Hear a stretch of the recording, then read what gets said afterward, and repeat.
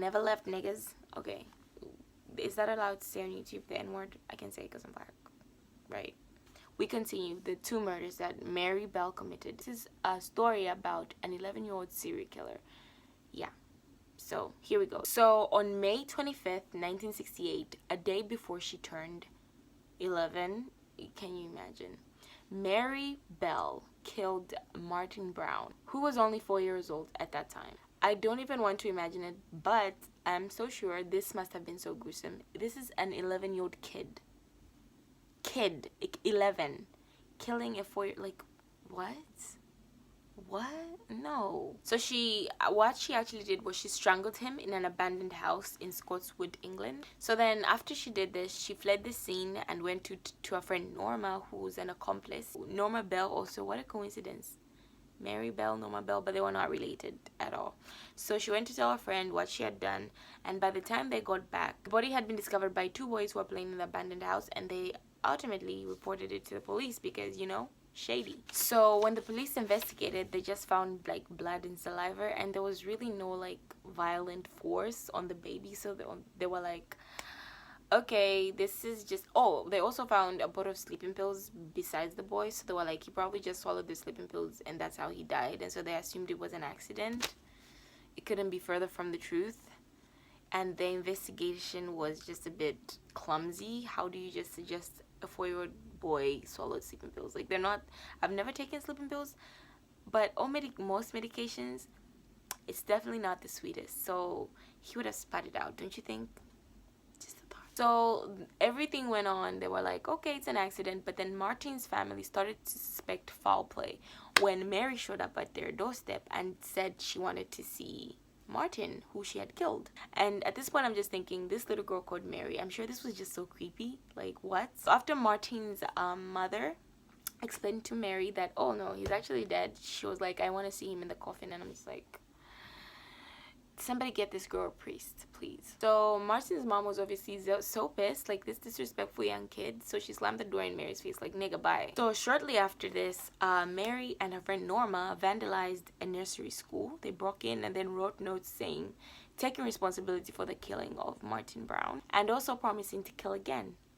So the police just thought this was a joke and these kids were just trying to be funny. But it's not funny at all. It's not a prank when you do such things. It's not. So the break-ins became more frequent, and so the nursery school was like, okay, we're gonna set up cameras or security system because this is too much. This was actually a very smart choice by the nursery school system, because they actually caught on camera Norma and Mary nights after, you know, setting up. Now there was really nothing the two girls were doing in the video, so they were just like loitering around. The police just basically let them off the hook because they're like, there's nothing happening here, so there's nothing we can do about it.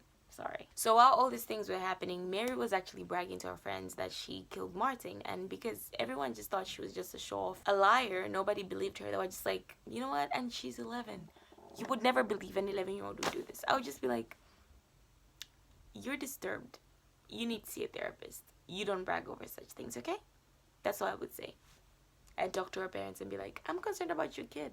No one believed her until another boy turned up dead. This kid is a problem. So the other killing took part on July 31st, which was 2 months after the first kill. Norma and Mary killed 3-year-old Brian Howe. Or Howie. Howe. And this time by strangulation. Disclaimer. I'm about to say some very gruesome stuff. Just a little gruesome, not that gruesome, but you know what I mean. Bell actually used a pair of scissors to mutilate the body of the 3-year-old kid.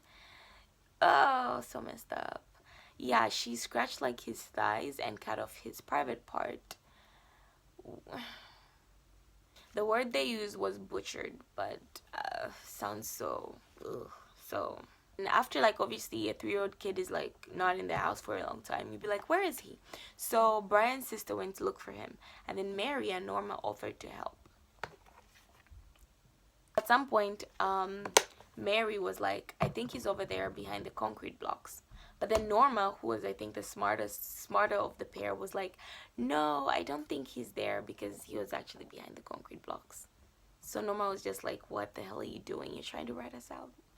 So then eventually Brian's body was found and the neighborhood was panicking because, you know, this is weird. You're killing young kids. There's obviously no motive. So they're like, this killer has to just be crazy because there's no motive of killing a 4-year-old or 3-year-old kid.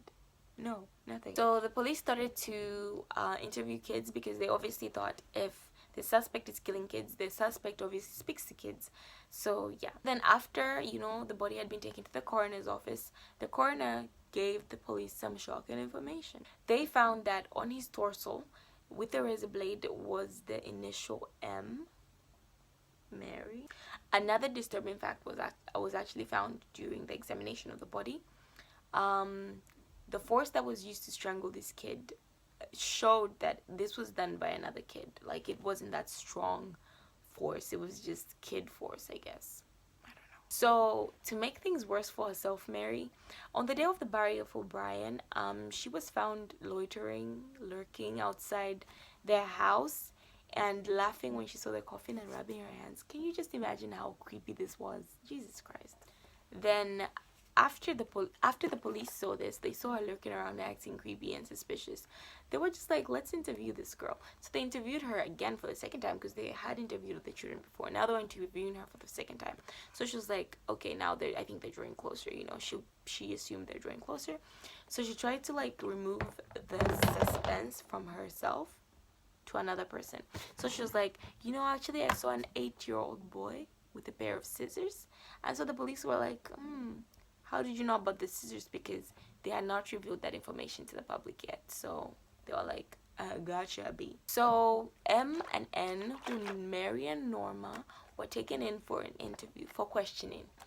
And then, you know, after like questioning them and putting them under pressure, these people, they're 11. So they broke. And they started to put the blame on each other. You know how the game goes.